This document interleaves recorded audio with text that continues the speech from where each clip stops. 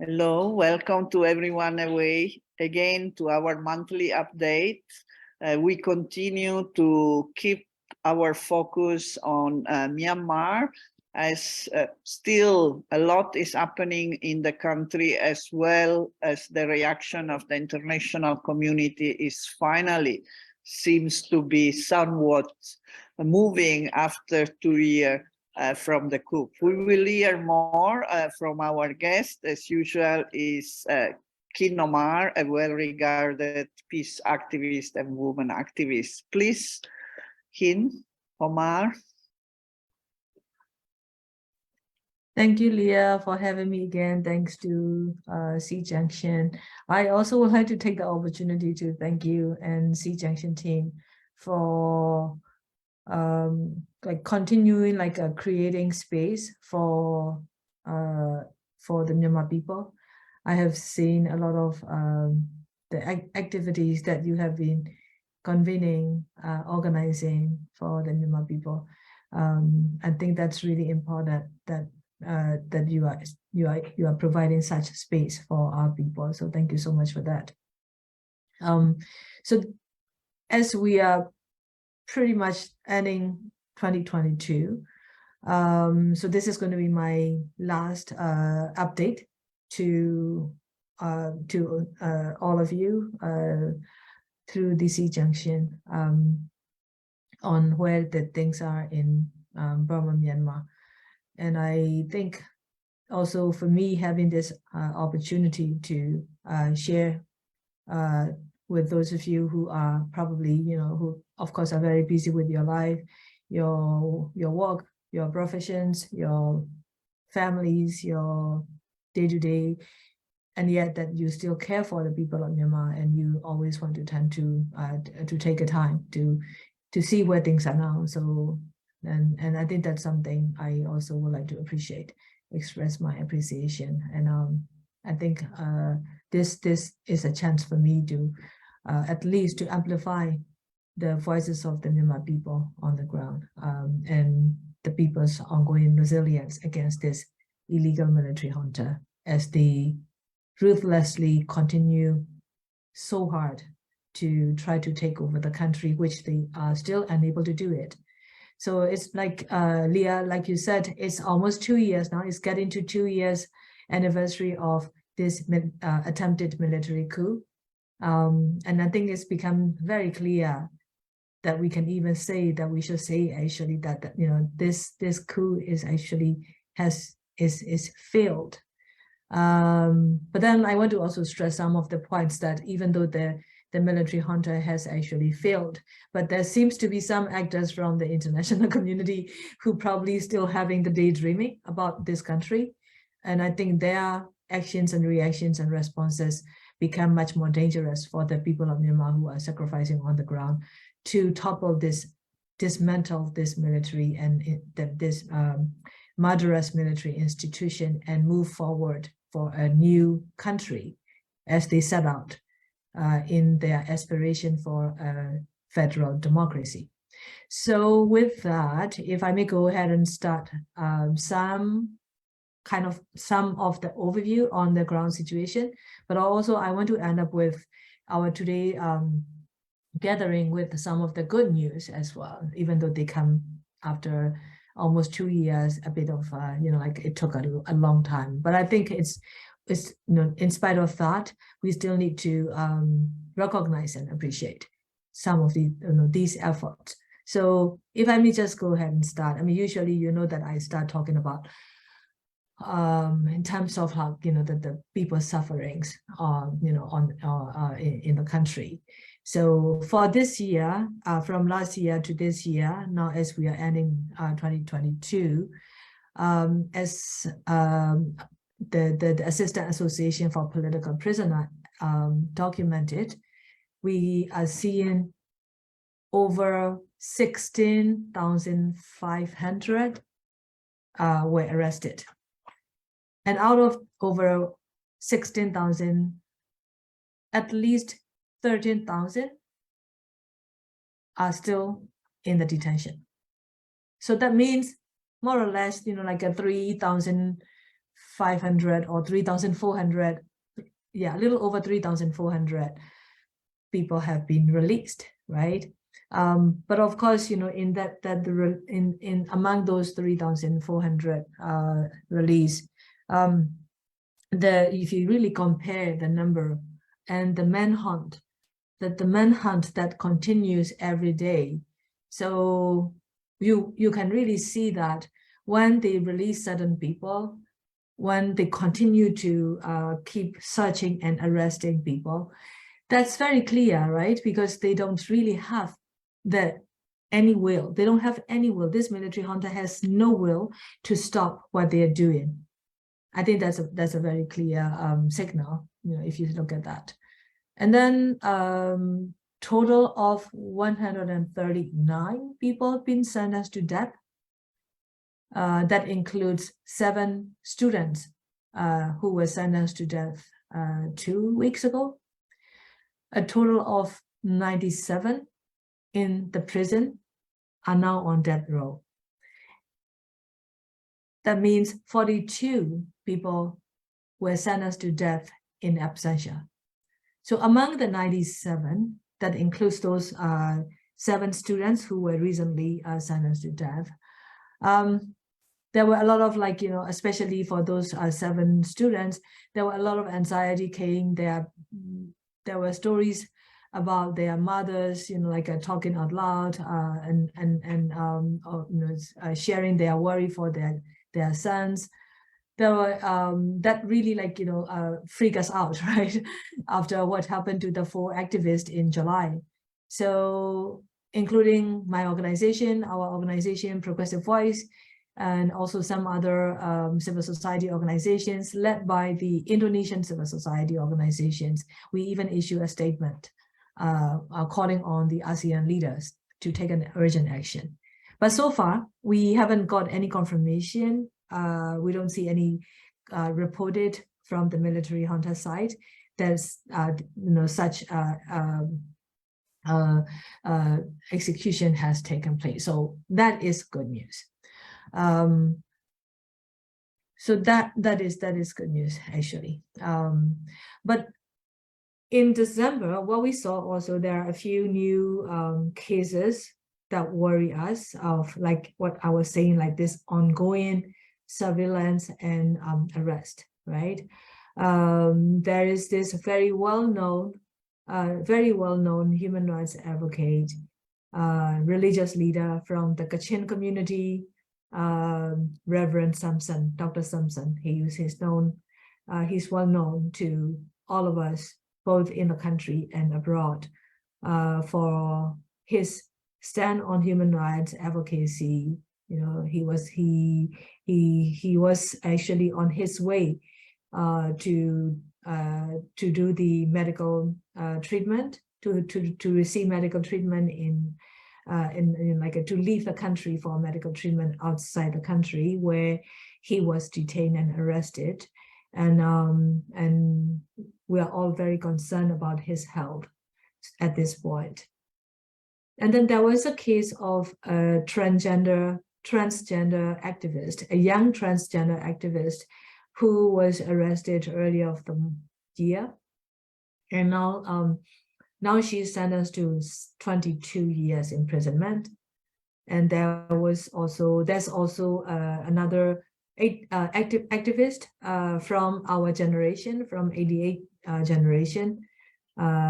So he was also sentenced to 20 years. Both of them are from Mandalay. So this transgender activist, her name is Sciortino. I actually talked about her in one of my updating that I did with the SEA Junction in the past, when she was arrested, and now she's sentenced to 22 years. When she was arrested, that was also the arrest was so brutal, so like violent. They actually hit her, her motorcycle when they arrested her, and then we heard also the reporting about her being, tortured, and now she's sentenced to 22 years. And the other person, Shui Tu, he's also sentenced to 20 years. Anyway, so I want to also share with you of the significant events have took place since my last update. So one is the what we call as the 16-day action, or the 16-day of activism against gender-based violence. And that is usually a campaign starting on November 25th every year and on December 10th every year. So November 25th marks the UN, the International Day for the Elimination of Violence Against Women. Whereas, of course, we all know that December 10th is the International Human Rights Day. And this year we saw also the ongoing strong resilience of the Myanmar people as they organized different activities, different actions, all like directing towards their expressing their resilience against this military. At the same time, while they are also upholding, their aspiration for justice, accountability, and human rights, and also end of gender-based violence against women. So I think that is also something that I wanted to talk about today. There were you will see the women organizations issue their statements, also did a lot of on-the-ground activities where they were able to, of course, in the liberated areas, like in Shan State, Karenni or Karen, or Danilai, or like a Sakai, or so there were many of these activities, actions took place. Also on December 10th, many actually issued statements commemorating the Human Rights Day, while also reaffirming their commitment to work towards towards the human rights in Myanmar.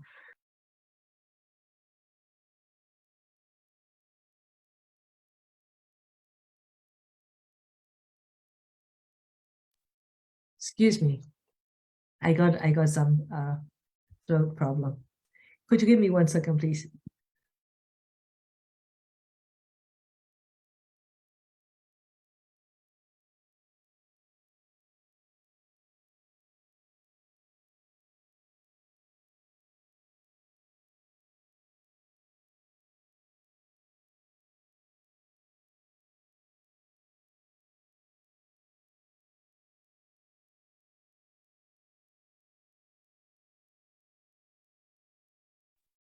Hi, I'm sorry.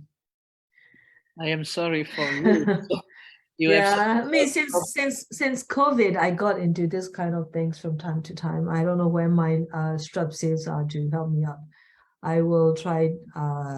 You have to forgive me if I got into this another moment of this. Anyway, so yeah, so as I was saying, people really took the opportunity of this 16-day activism against gender-based violence, really like doing the human rights education and awareness about the gender-based violence among the communities, issuing the statement. So I think that's something that we need to take note of.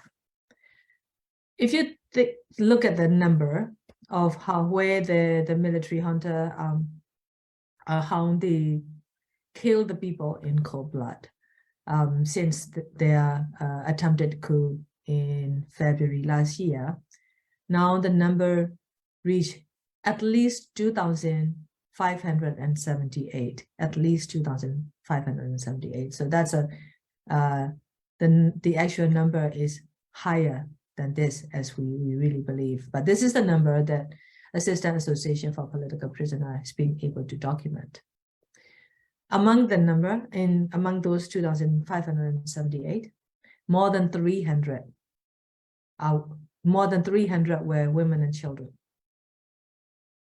That includes students, teachers, nurses, doctors, public officials, nuns, and civil society actors, political activists. So among those 358 were children, girls. And then also, if you look at the number, 30 girls were actually killed under the age of 12. So 30 out of 58 were under 12. And that's serious, really serious. And that's the very reason the UN Special Rapporteur, Mr. Tom Andrews, actually came out with this report on the situation of the children in the country and how Myanmar is unsafe for the children. In fact, how the junta actually indiscriminately targets the children. So I think that's something that we need to really seriously look at this situation, and we need the international actors who really need to look into how they can address this ongoing violence against yes, civilians, but also the women, but also the children. There was a case of, for example, there was a case of 2-year-old Shui Yun-A in Rakhine. So Shui Yun-A, this 2-year-old girl, was in prison with her mother in February 2022, this year. And that little girl, 2 years old, died because the girl was denied medical treatment because her mother was detained and accused as terrorist. Yeah. So when you look at these deaths, and you can also see that the deaths in detention, I mean, then none of them were accidental. None of them were accidental. None of them were a natural cause. It's all either intentional or due to the extreme negligence, due to the ill treatment. And these are the things that we also have to take note as we are ending this year. And then the other thing also that we need to also look at is that, the women who were shot, when they were marching on the streets, or, when they were, running, or, so, but there are also cases when the women were burned alive, when women were raped, when the women were raped and burned alive. So there are cases like that. So at least 40 cases of women were raped and burned to death. Yeah. And 17 women, at least 17 women and girls were reportedly raped and killed. I think the latest one that I look at from the documentation is like in Magway in April 2022. Then that was only 14-year-old girl, only 14-year-old girl who was raped and burned alive. Just in terms of the arrest, there was another arrest took place as far as that I remember in this month is on December 5th. There was a young woman in Khin State, Tamu Township, Tamu City, where she posted on her Facebook about a woman who was killed on the road. And just a while, within a few hours of her Facebook post, she was arrested. And then she was accused of being a supporter to the civil disobedience movement and also the local People's Defense Force. Yeah. So in these 16 days time, the 16-day activism starting from November 25th to December 10 ended on December 10. The Women's League of Burma, the largest women umbrella in Burma, Myanmar, founded 23 years ago, who basically, a largest women umbrella with a very clearly set out political goal to achieve federal democracy and to achieve gender equality. And they come up with a cause. So they said the violence against women, including young women, transgender, all need to be stopped, all need to end. And they would like for the international human rights actors, human rights activist community, women organizations to join them in this fight against the military impunity and ongoing violence against women and children and transgender people. And also they would really like to see the perpetrators held accountable by law. And I think that's something, you know, like it's a sort of a long fight, you know, for the women from Burma, Myanmar. And it is not from one particular community, but it is from, like, you know, different ethnic and religious minority communities across the country, now joined by the also including the women from the Buddhist Burma majority, who are actually, you know, facing this immense violence from the military.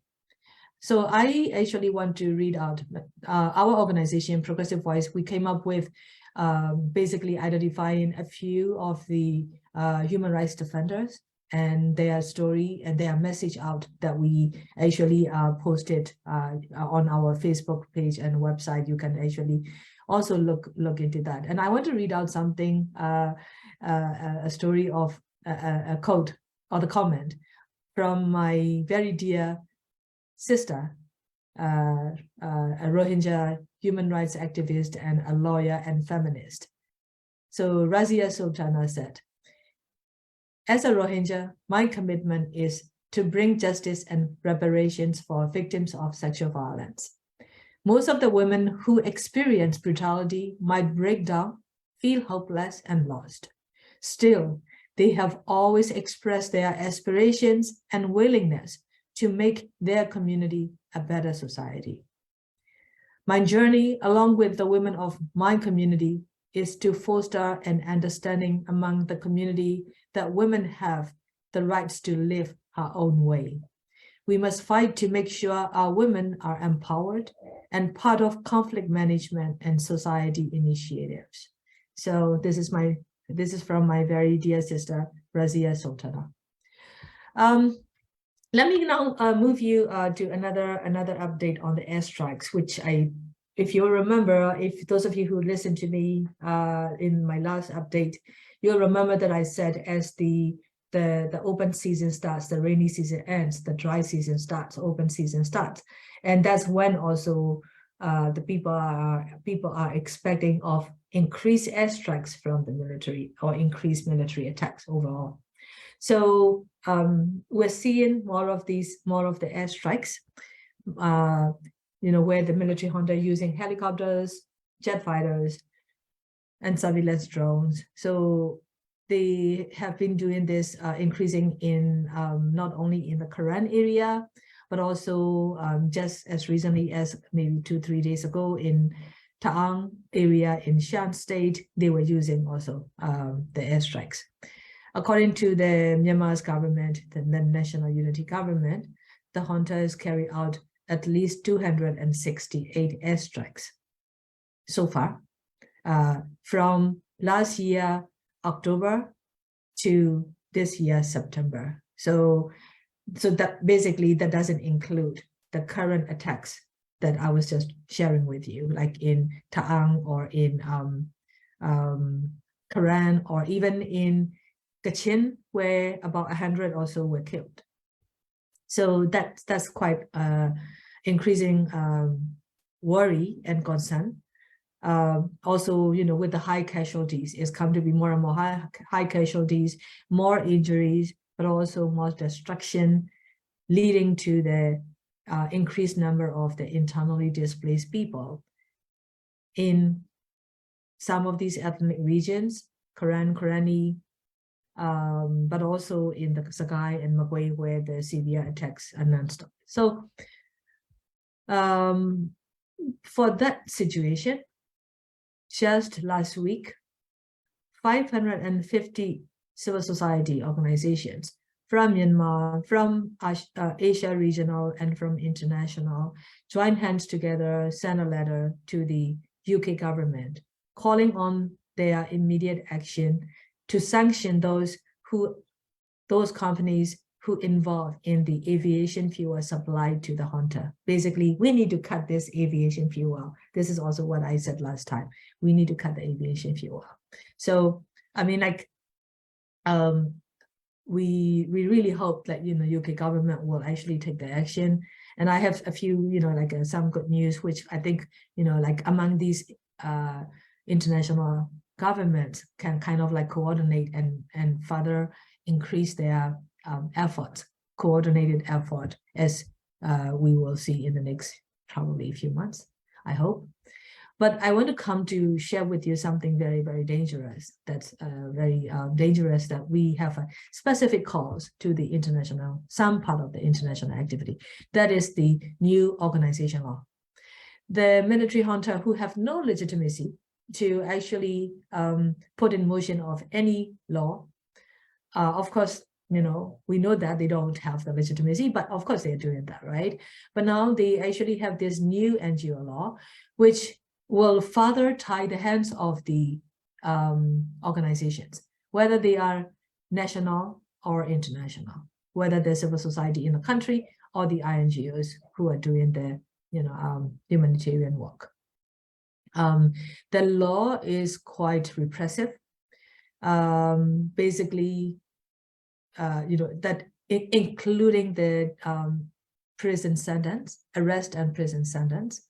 And for those who do not register or who do not renew their registration, or who support and work with and register organizations. So that's quite a challenging for those who, you know, who are considering, or perhaps even already quietly extended their MOU agreement with the military junta.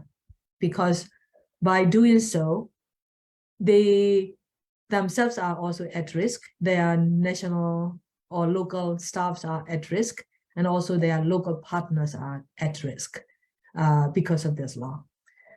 I can get into a bit more detail later, but for now, what I can go ahead and tell you is that our recommendations to those INGOs, don't do it.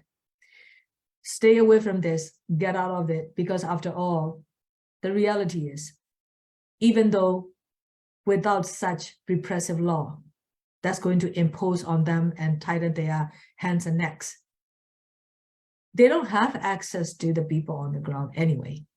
They have to depend on the local organizations, local responders, local civil societies, who are doing the most effective work with the very limited resources to help out their peoples and communities in need on the ground. So instead of giving up and giving in, signing the MOU with the military junta, knowingly that they don't and they won't have access, and while they will be actually posing security risk to the people in the country, we ask them to, we invite them to join us in this resilience, people-to-people solidarity resilient approach. Meaning we want them to join the Myanmar people who are the local agency, continue to be very strong with their resilience and resistance against this military junta, but doing the great job to support and protect and help their people on the ground. And INGOs community need to join hands and work with these local responders without going through the junta, without engaging and working and signing MOUs with the junta. I think that's my key message also for today, as we are. Yeah, that's going to be one of my key messages that I want to pass on today. Let me just end with some of the good news as we will do this last round for 2022. Just very recently, as you know, last week to like 2 days ago, there are some concrete actions being taken by US, Canada, and UK government. The Canada and UK government actually added more new, they imposed more new sanctions. They imposed also a new, they added more individuals on the sanction list. They also sanctions companies who are actually involved in the aviation fuel So I think that's a very good side from Canada and UK. But then also from the US government side, something significant also happened, even though it's not perfect as we want to see, but it's quite significant. That is the US Congress, well, basically the US House of Representatives has passed this National Defense Authorization Act, which is their annual act. They passed that act in which they included or integrated the Burma Act, which is a very specific country focused legislation, which didn't pass the Congress yet. So basically, that was in February or April 2022. The U.S. House of Representatives, House side, the U.S. House actually passed this Burma Act, but then the Senate didn't actually pass. So basically, this Burma Act was hanging in there. Now, the National Defense Authorization Act actually brought that Burma Act under the NDAA, meaning now this NDAA, first already passed by the House, will be passed soon, very soon, in next few days or so, before end of the year by Senate. Then that would be a law that would be signed by the president, come into action, which is actually, because it is the National Defense Authorization Act, there are certain elements, like many are actually, there are like basically the legislation for Myanmar, Burma portion will cover the support for the,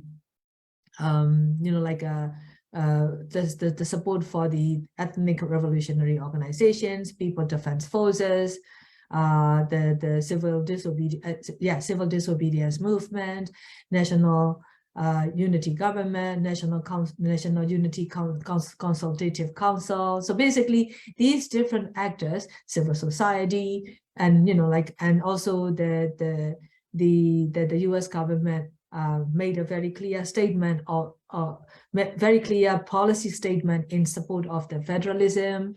So I think these are a good step, very significant good step.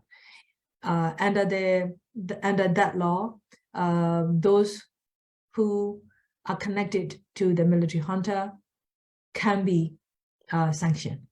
So that is also another, like a signal telling us there will be more entities and individuals work with or allies with or associate with or supporting the military junta will also be sanctioned. So I think that's something that we can anticipate in the coming months. And then the US actually downgraded their diplomatic ties with them in Myanmar because, basically like downgrading, not having the ambassador level. I think that's also clearly sending the signal that this junta is the US government is not recognizing this junta as a government, right? So that's very good. I think the last point that I want to actually give you another good news is the incumbent Myanmar ambassador to the UN General Assembly in New York, Ambassador John Moton. The UN Credential Committee has already recommended to the General Assembly to extend his representation of Myanmar, his representation of Myanmar. I think that's also a very good news as well to end this year. So with that, I will pass it back to you, Leah. Thank you. Thank you very much, Khin Ohmar. And indeed, there is some hope in between all the horrors, and it's very good that I can see that you keep your spirit strong and still looking for the good news among the many other news that may not be as inspiring as the last one. I have a few questions. One is about the change of leadership at the ASEAN. What does it imply for Myanmar? We have had Cambodia, now we're going to have Indonesia.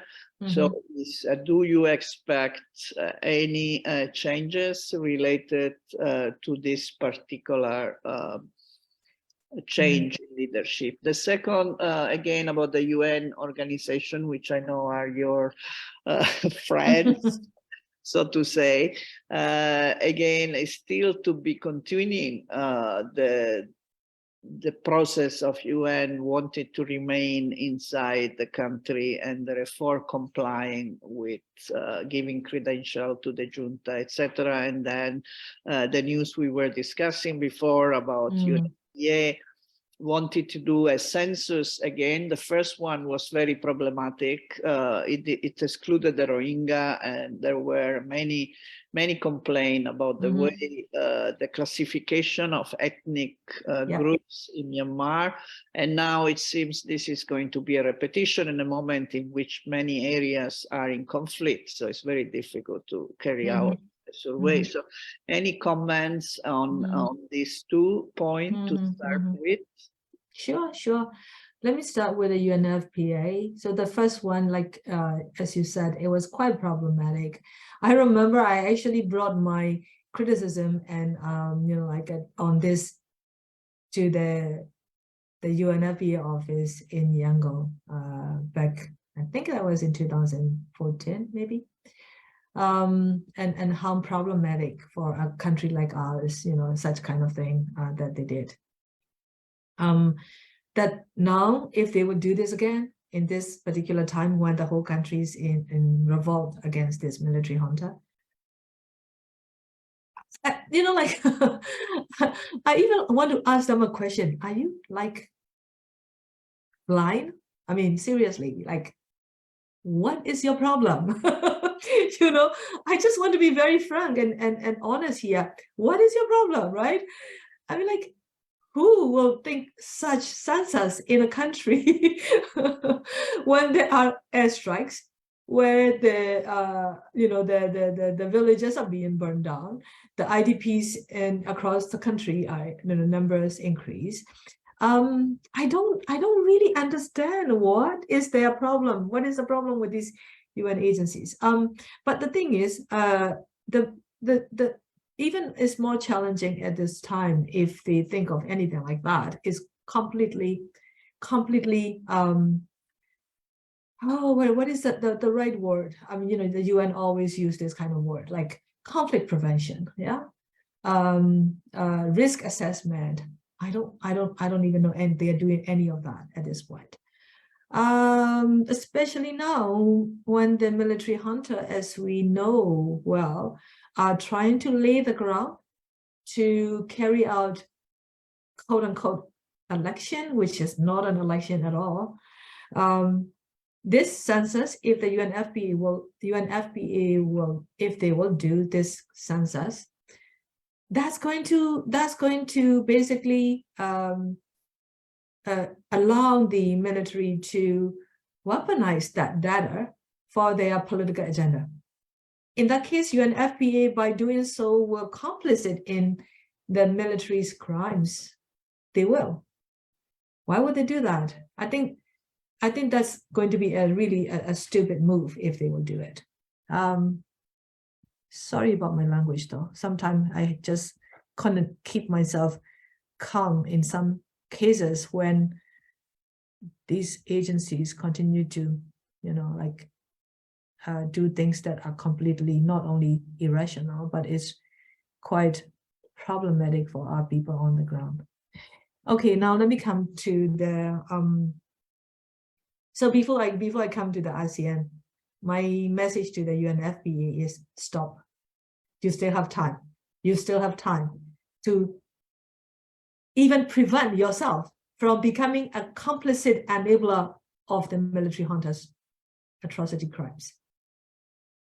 So stop doing that. No, so that would be my message to the UNFPA. The ASEAN. So I want to actually share a little bit of positive news about the ASEAN. The ASEAN, in its recent summit, so yes, they continue to exclude the military junta's leader. They continue to exclude the foreign minister of the junta, but they also started to, they continue to exclude. Now they started to exclude the junta's Minister of Defense. And we have learned also some other junta's ministers are also being excluded in some of the ASEAN ministerial meetings. Not many yet. But I think excluding the defense minister of the junta is quite significant, I would say. That kind of, we take it as the ASEAN now is more understanding of the ground realities than before, how this military junta attacks the civilians, including these airstrikes, which are the international crimes.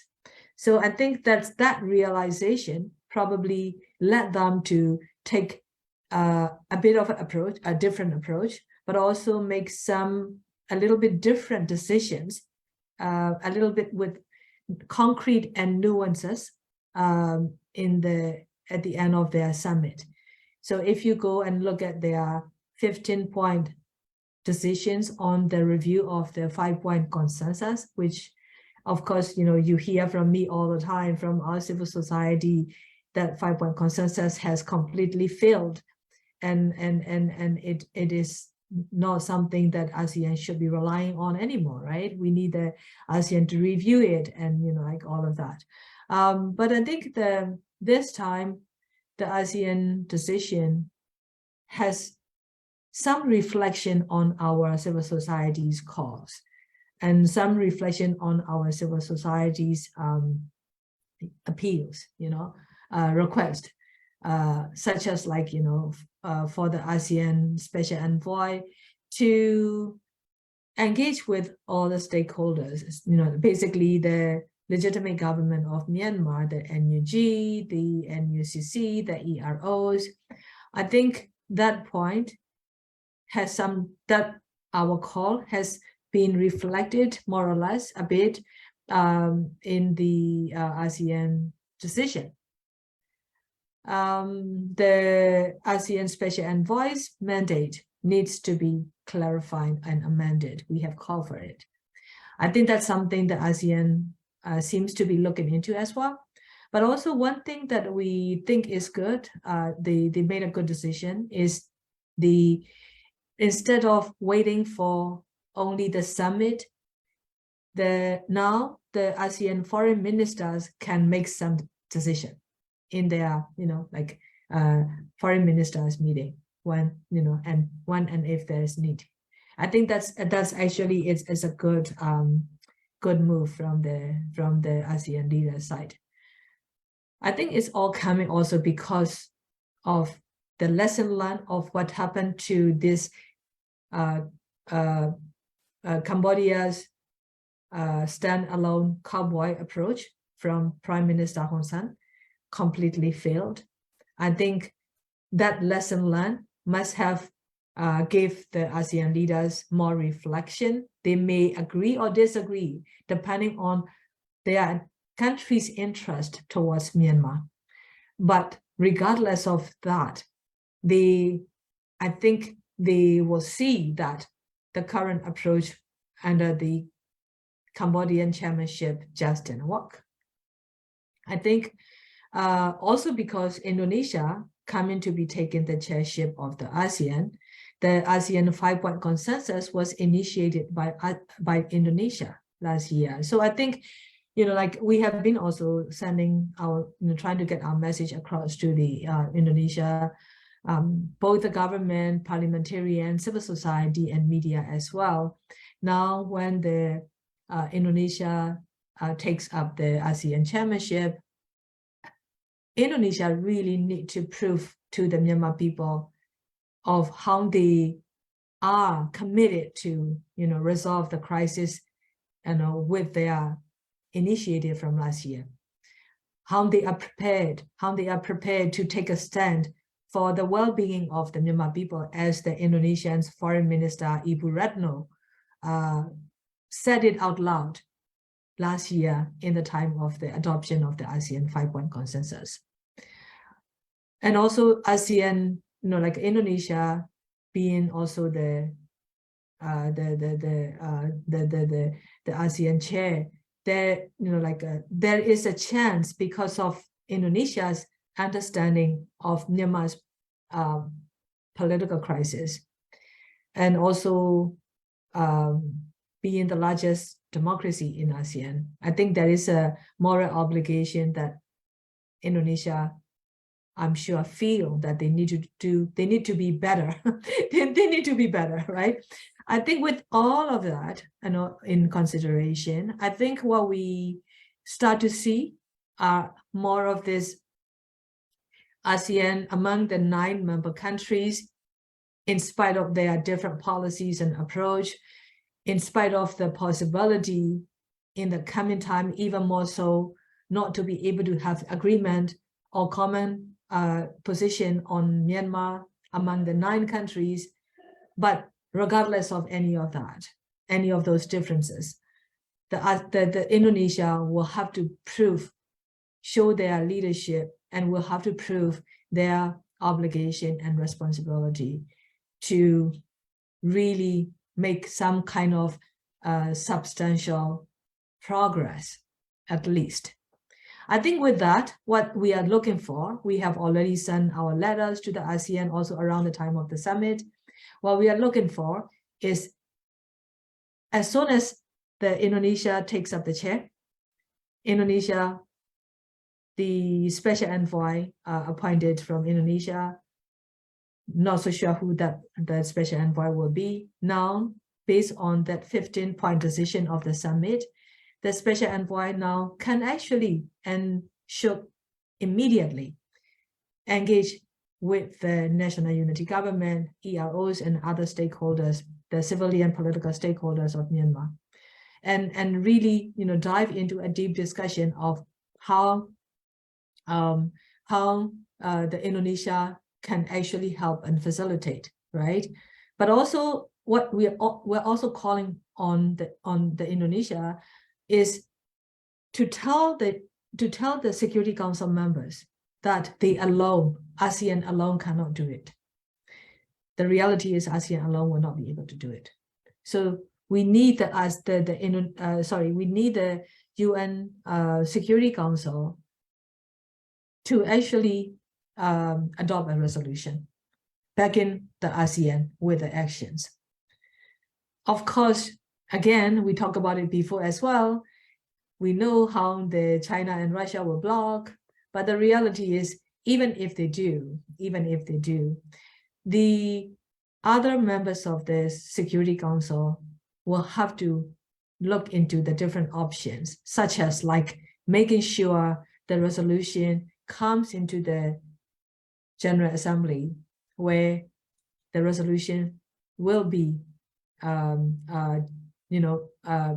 basically judged by votings, no? So I think like there are some of these a lot of these deliberations and negotiations, maybe, I'm sure there are a lot of these things are happening, I'm sure are happening already.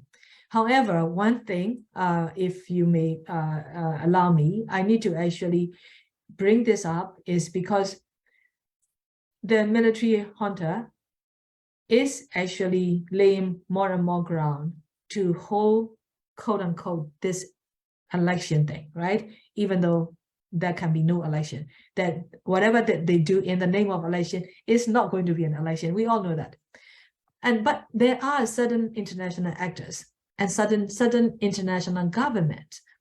They seem to be looking into the solution through that military orchestrated facade, farce, fake election. if that's where they are with their thinking, their approach, their initiatives behind the scene that Myanmar people don't know and see, well, here I am. Let me warn you all who might be thinking this approach. Don't do that. Don't bring us back to the time when the last 10 years, the most expensive peace industry, just everybody reap out, where nothing is left for the Myanmar people, let alone a peace that is durable and sustainable. We cannot allow that to happen. Don't insult Myanmar people's resilience by trying to support this military junta's so-called quote-unquote election with this peace negotiation stuff. You know, they need to learn the lesson.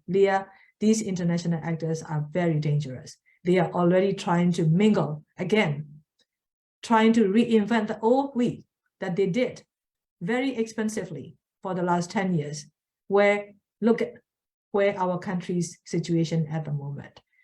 And I'm very, very concerned. As we know, I share with you some of the good news about how the US, you know, this National Defense Authorization Act or the Canada, you know, increase new sanctions or put more people on the sanction list. But the reality is we need to also make sure that nobody will actually do anything behind the Myanmar people's eyes to lend any support, technical, financial, and political. No support to this military junta's facade, fake election plan. So that's what I want to share. Thank you. Thank you very much. We got many other questions, but one because to them, what do you think of the ethnic revolution, previous ethnic argument? That was one point. From your point of view, how long it can take to end this revolution? Leah, there was a crack in your... Yes, I send it to you also. Oh, okay, let me we are not going to answer because we don't have the time, but... Okay, just yeah, sure, I see it. Knowledge, and yes. What is the international community should do to end this brutality apart from the sanctions? Yeah. Apart from the sanction is not enough. I am just doing this to acknowledge that we have. Right. But if you want to do some general comment before. Sure.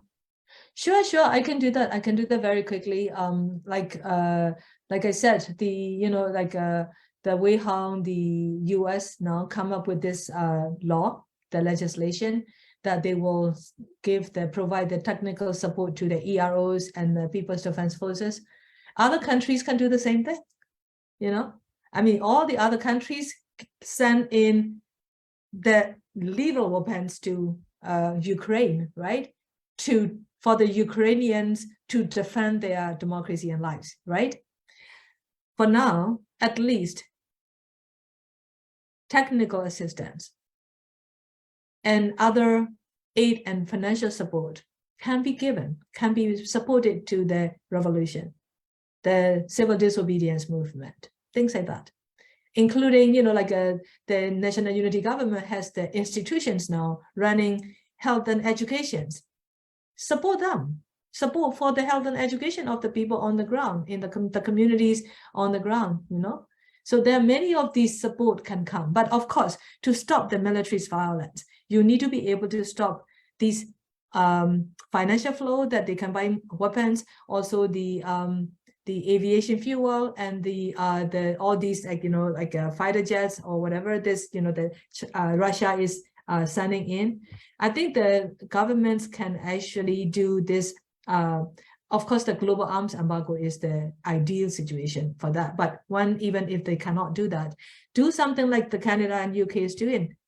Impose more sanctions on those individuals, arms dealers, and companies, who are selling arms, aviation fuels to the military junta. Cut those channels. I think if they do that collectively, you know, in a very given Myanmar-Burma crisis as a priority. I think things can be done if there is a political will. I think that's the thing where we are having a very challenges. Until now, we don't see a strong political will from these governments. Yeah. Not yet, but we remain hopeful, right? Just to end this last episode with Khin Ohmar, and we are very grateful for all the expertise and knowledge and information and emotions and passions that she has shared with us during this, as well as the previous episodes. And indeed, there's always a wealth of information and details, which is extremely important to think about strategies, as well as trying to form a community that supports the people of Myanmar. So we actually learn a lot and try to apply whatever we learn also in the kind of program that we carry out. And again, I see from Anthony Zola also compliment about your excellent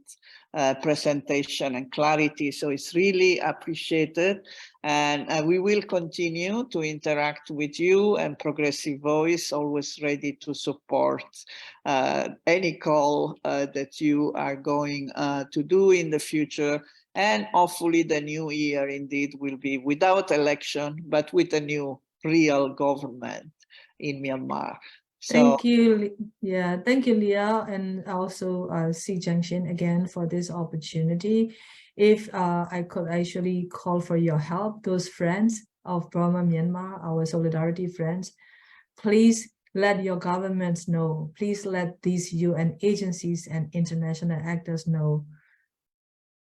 If they cannot support the Myanmar people, at least please do not harm the people of Myanmar. Please do not harm.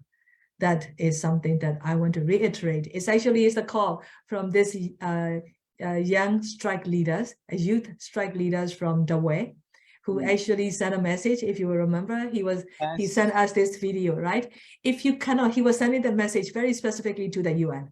If you cannot help us, at least don't harm us.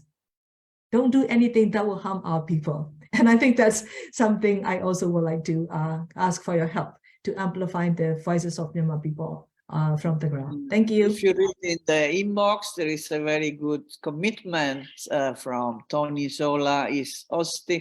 Is going to bring your message to the US ambassador in Bangkok tomorrow. Is hosting an open town hall meeting tomorrow, and Tony will be there, an old friend. So thank you so much, Anthony. Really appreciate it. A few people in this, still good people that take your message seriously. So thank you again, and best wishes for the new year. And to you and all of us, and we will continue with the updates, but we will see in what format and resource person, but for sure it has been a pleasure to have you again for the second set of 6 episodes. Thank you very much. Thank you. Bye-bye. Have a good holiday, everyone. Bye-bye. Bye, Tony. Bye.